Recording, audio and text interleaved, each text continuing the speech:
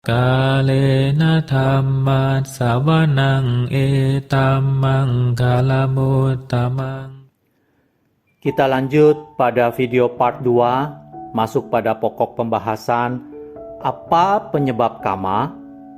Masih dari buku Teori Kama dalam Buddhisme oleh Yang Mulia Mahasi Sayadaw. Judul asli The Theory of Karma in Buddhism. Alih bahasa Marlin dan Bodhi Limas, editor Yang Mulia Bhikkhu Abhipanyo.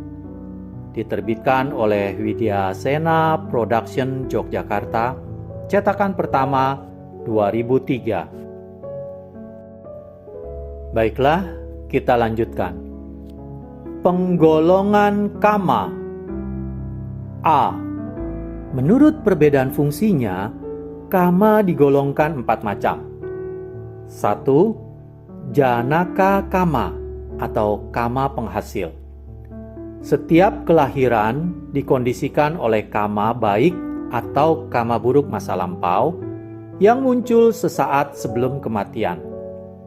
Kama yang menciptakan kondisi bagi kelahiran yang akan datang disebut sebagai janaka kama atau kama penghasil.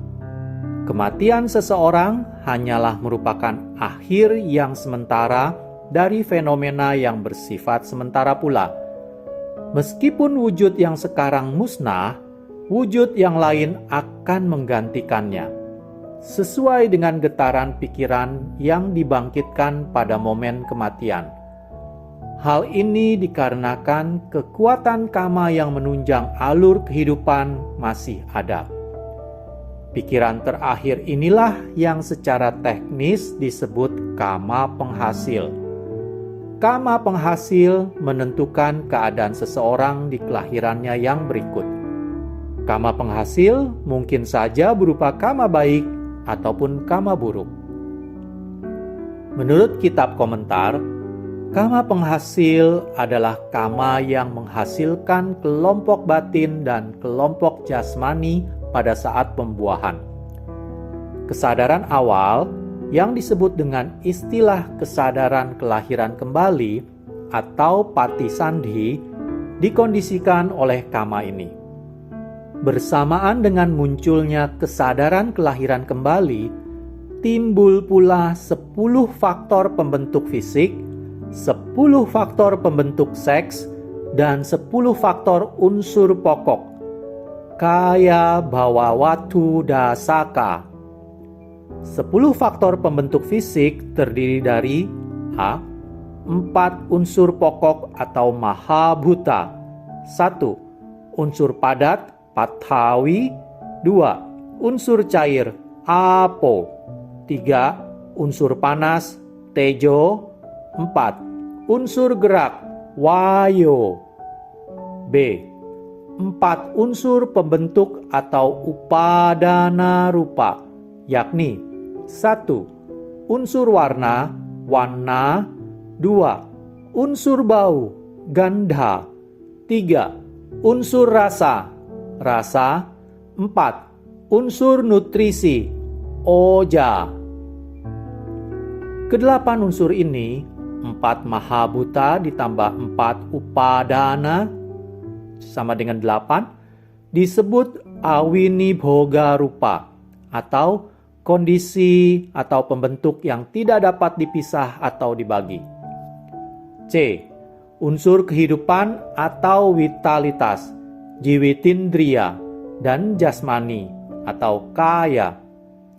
Ke-10 unsur ini, 8 awinibhoga plus 1 jiwitindriya plus 1 kaya disebut sebagai 10 faktor pembentuk jasmani atau kaya dasaka.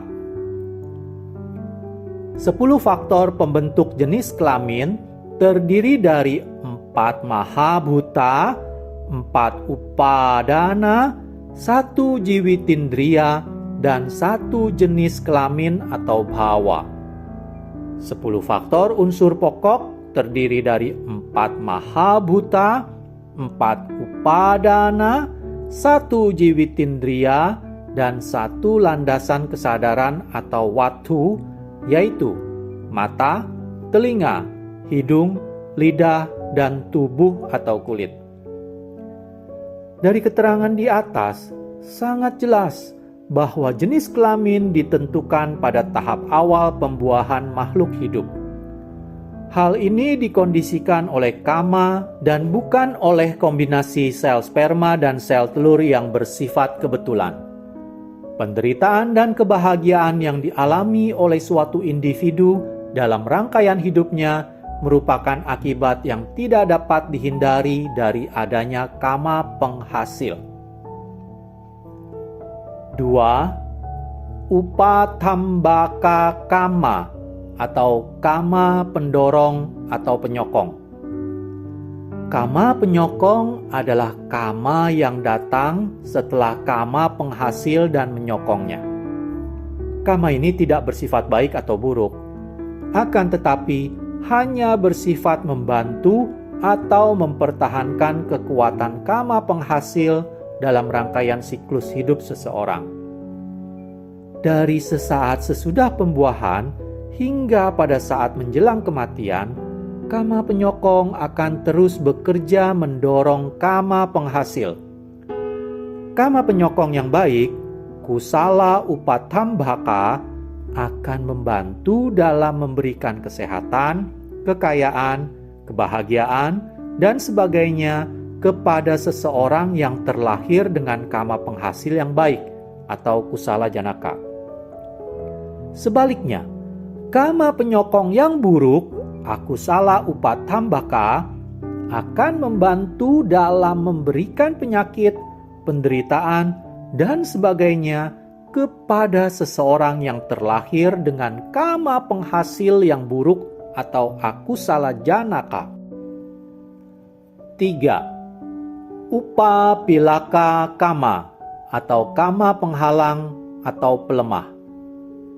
Tidak seperti kama penyokong, kama penghalang bersifat untuk memperlemah, menghalangi, dan memperlambat berbuahnya kama penghasil.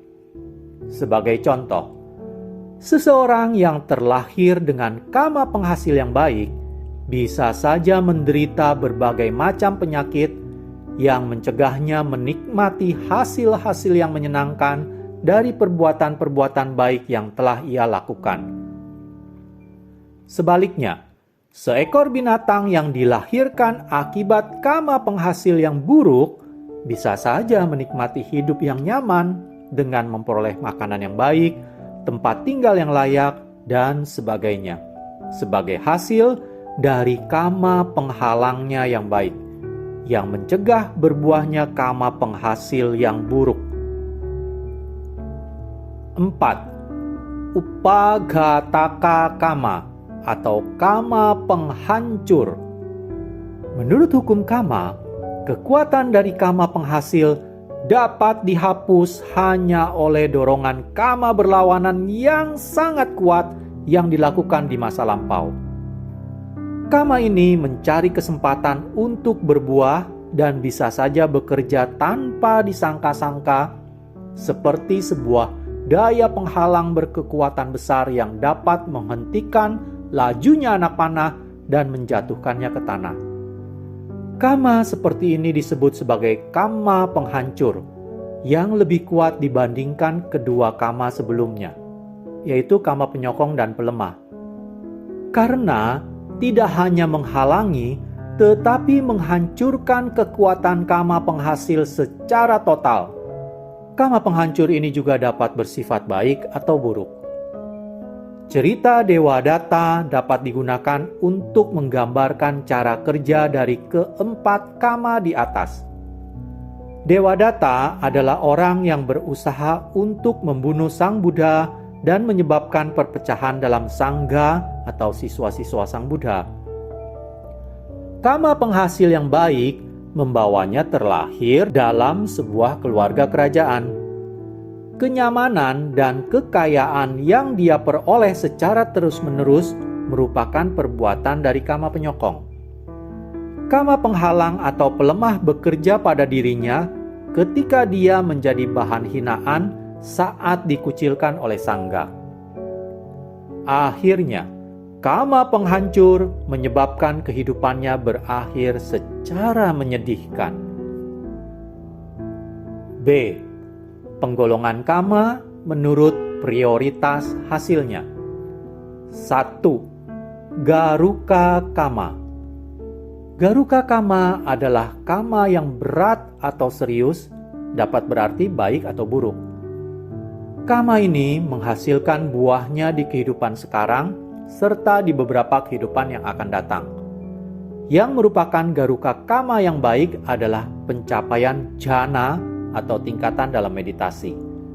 Sedangkan untuk garuka kama yang buruk, terdapat 5 kejahatan kejam atau keji yang akan berbuah dengan segera, pancanantariya kama, yaitu membunuh ibu, membunuh ayah, membunuh seorang arahat, melukai seorang Buddha, dan menyebabkan perpecahan sangga. Mempertahankan pandangan salah yang permanen juga termasuk garuka kama. Sebagai contoh, jika seseorang yang telah mengembangkan jhana dan kemudian ia melakukan salah satu dari kejahatan keji di atas, maka kama baiknya akan terhapus oleh kama buruknya yang berkekuatan lebih besar. Kelahirannya yang berikut akan dikondisikan oleh kama buruk tanpa dapat dicegah oleh pencapaian jhana yang telah dia lakukan lebih dahulu. Dewa Datta kehilangan kekuatan batinnya dan terlahir dalam alam yang rendah karena telah melukai Sang Buddha dan menyebabkan perpecahan sangga. Raja Ajata I akan dapat mencapai tingkat kesucian pertama Sotapanna jika dia tidak membunuh ayahnya. Dalam kasus ini, kekuatan kama buruk bertindak sebagai penghalang bagi dirinya untuk mencapai tingkat kesucian. 2. Asana kama. Asana kama adalah kama yang dilakukan oleh seseorang atau diingat seseorang tepat sesaat sebelum kematian. Oleh karena asana kama berperanan amat penting dalam menentukan kelahiran yang akan datang, banyak orang di negara Buddhis yang mencurahkan perhatian lebih terhadap kama ini. Tradisi untuk mengingatkan orang yang hampir meninggal akan semua perbuatan baiknya dan membuat mereka banyak melakukan perbuatan baik menjelang kematiannya masih dilakukan di negara-negara Buddhis. Terkadang seorang yang jahat dapat meninggal dengan tenang dan mendapatkan kelahiran yang baik jika dia mengingat atau melakukan perbuatan-perbuatan baik pada saat terakhir hidupnya. Ada sebuah kisah yang menceritakan bahwa seorang algojo secara kebetulan memberikan dana makanan kepada Yang Arya Sariputta. Pada saat menjelang kematiannya, ia mengingat perbuatan bajik ini dan sebagai akibatnya, ia dilahirkan di alam bahagia. Akan tetapi, hal ini tidak berarti bahwa meskipun algojo tersebut menikmati kelahiran yang menyenangkan, ia akan terbebas dari akibat-akibat perbuatan buruk yang telah terkumpul selama masa hidupnya. Perbuatan-perbuatan itu akan berbuah ketika kesempatannya atau kondisinya tiba. Seseorang yang baik dapat meninggal dengan tidak tenang karena tiba-tiba teringat akan perbuatan buruknya atau karena memiliki pikiran jahat yang secara bersamaan didukung oleh keadaan yang tidak menguntungkan. Dalam kitab suci, Ratu Malika, permaisuri Raja Kosala, mengingat sebuah kebohongan yang telah dilakukannya kepada suaminya sebelum meninggal. Dan karena itu, ia menderita selama 7 hari di alam menyedihkan. Jadi, bisa dikatakan pikiran seseorang pada saat menjelang kematian sangat dipengaruhi oleh tingkah laku atau perbuatannya secara umum ketika masih hidup. 3. Acina kama. Acina kama adalah kama yang dilakukan secara berulang-ulang dan akhirnya menjadi kebiasaan. Kebiasaan, apakah itu baik atau buruk, cenderung membentuk karakter seseorang. Pada saat pikiran kurang waspada, seseorang dapat tergelincir pada pola pikir mentalnya yang sudah menjadi kebiasaan. Pada saat menjelang kematian, jika tidak dipengaruhi oleh faktor-faktor lainnya, seseorang biasanya akan mengingat kembali kebiasaan-kebiasaan yang telah dia lakukan. Cunda, seorang tukang jagal yang tinggal di sekitar wihara tempat Sang Buddha tinggal, meninggal sambil menjerit seperti seekor binatang karena dia menafkahi hidupnya dengan menjagal atau menyembelih binatang. Raja Sri Lanka yang bernama Duttagamini mempunyai kebiasaan memberikan dana makanan kepada para bhikkhu sebelum ia sendiri makan. Acina kama atau kebiasaan inilah yang menyebabkan ia berbahagia dan tenang pada saat meninggal, dan sebagai akibatnya ia terlahir ke alam surga Tusita. 4. Katata kama. Secara harafiah, katata kama berarti karena telah dilakukan. Semua perbuatan yang tidak termasuk dalam penggolongan yang telah disebutkan sebelumnya dan perbuatan yang segera dilupakan setelah dilakukan termasuk dalam kategori ini. Hal ini seperti simpanan perbuatan dari si pelaku. C. Penggolongan kama berdasarkan waktu berbuahnya, yakni 1. Kama yang berbuah pada kehidupan sekarang, Dittha dhamma vedaniya kama. 2. Kama yang berbuah langsung pada kehidupan berikutnya, Upapajja vedaniya kama. 3. Kama yang berbuah pada kehidupan yang akan datang, Apara pariya vedaniya kama. 4. Kama yang gagal berbuah, Ahosi kama. Dittha dhamma vedaniya kama adalah kama yang berbuah langsung pada kehidupan sekarang ini juga. Menurut Abhidhamma, seseorang melakukan kebaikan dan kejahatan atau kama pada saat berlangsungnya proses jawana atau dorongan atau impuls pikiran yang biasanya berlangsung selama 7 momen pikiran. Hasil dari momen pikiran yang pertama, yang paling lemah, seseorang dapat memetiknya pada kehidupan sekarang juga. Inilah yang disebut sebagai Dittha dhamma vedaniya kama. Jika kama itu tidak berbuah pada kehidupan sekarang, maka ia disebut sebagai ahosi kama atau kama yang gagal berbuah. Momen pikiran yang ketujuh adalah yang terlemah kedua. Akibat-akibatnya dapat berbuah langsung pada kehidupan berikutnya, kehidupan langsung setelah sekarang.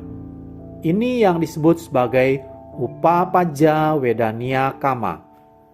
Kama ini juga akan disebut sebagai ahosi kama jika tidak berbuah pada kelahiran yang berikutnya sesudah sekarang. Akibat dari momen pikiran yang terletak di tengah, momen pikiran kedua hingga keenam, dapat berbuah kapan saja dalam siklus kehidupan seseorang hingga ia mencapai nibbana. Kama yang seperti ini disebut sebagai apara pariya vedaniya kama. Tidak seorang pun, bahkan para Buddha dan Arahat, yang terbebas dari penggolongan kama ini selama mereka masih menjalani rangkaian kehidupan di alam samsara. Tidak ada penggolongan khusus bagi ahosi kama. Akan tetapi, ketika perbuatan yang seharusnya menghasilkan akibatnya di kehidupan sekarang atau di kehidupan langsung sesudah sekarang tidak berbuah, maka mereka dinamakan sebagai ahosi kama atau kama yang gagal berbuah. D. Penggolongan kama berdasarkan tempat di mana kama akan berbuah, yakni 1. Perbuatan jahat atau akusala kama yang berbuah di alam-alam penuh nafsu atau kama loka, 6 alam surga plus 1 alam manusia plus 4 alam sengsara sama dengan 11 kama loka. Yang dimaksud di sini hanyalah 4 alam sengsara. 2. Perbuatan baik atau kusala kama yang berbuah di alam-alam penuh nafsu atau kama loka kecuali di 4 alam sengsara. 3. Perbuatan baik atau kusala kama yang berbuah di alam Brahma yang berbentuk rupa Brahma loka. Ada 16 rupa Brahma loka. 4. Perbuatan baik atau kusala kama yang berbuah di alam Brahma tanpa bentuk arupa Brahma loka. Ada 4 arupa Brahma loka. Sebagai ringkasan penggolongan kama ini, saya akan coba membantu merumuskannya kembali, yaitu penggolongan kama bisa 1. Menurut perbedaan fungsinya, 2. Menurut prioritas hasilnya, 3. Berdasarkan waktu berbuahnya, 4. Berdasarkan tempat di mana kama akan berbuah. Kemudian, yang menurut perbedaan fungsinya itu terbagi lagi 4. 1. Janaka kama, kama penghasil, upat hambaka kama, kama pendorong atau penyokong, upapilaka kama, kama penghalang atau pelemah, dan upaghataka kama atau kama penghancur. Kemudian, yang menurut prioritas hasilnya ada 4 juga, yaitu garuka kama, kama yang sangat berat atau serius. 2. Asana kama, kama yang dilakukan atau diingat tepat sesaat sebelum kematian. 3. Acina kama, yaitu kama atau perbuatan yang secara berulang-ulang dilakukan menjadi suatu kebiasaan. 4. Katata kama, yaitu semua perbuatan yang tidak termasuk ke dalam 3 penggolokan di atas, yang tidak termasuk garuka, asana, maupun acina kama. Itu masuk katata kama. Kemudian, yang berdasarkan waktu berbuahnya juga terdiri dari 4, yaitu 1. Kama yang berbuah pada kehidupan sekarang. 2. Kama yang berbuah langsung pada kehidupan berikutnya. 3. Kama yang berbuah pada kehidupan yang akan datang. 4. Kama yang gagal berbuah. Kemudian, yang berdasarkan tempat di mana kama akan berbuah juga dibagi akan 4 bagian, yaitu 1. Perbuatan jahat yang berbuah di alam penuh nafsu, cuma 6 alam surga, 4 alam sengsara, dan 1 alam manusia. Jadi ada 11 alam. Kemudian 2. Perbuatan baik yang berbuah di alam penuh nafsu, kecuali di alam sengsara. 3. Perbuatan baik yang berbuah di alam Brahma berbentuk. Dan yang keempat, perbuatan baik yang berbuah di alam Brahma tanpa bentuk. Jadi ada 4 juga untuk penggolongan kama berdasarkan tempat di mana kama akan berbuah. Baik, nanti kita akan lanjutkan video part ketiga dengan pertanyaan-pertanyaan seputar hukum kama. Terima kasih. Kalena dhamma savanang etammang kalamutamang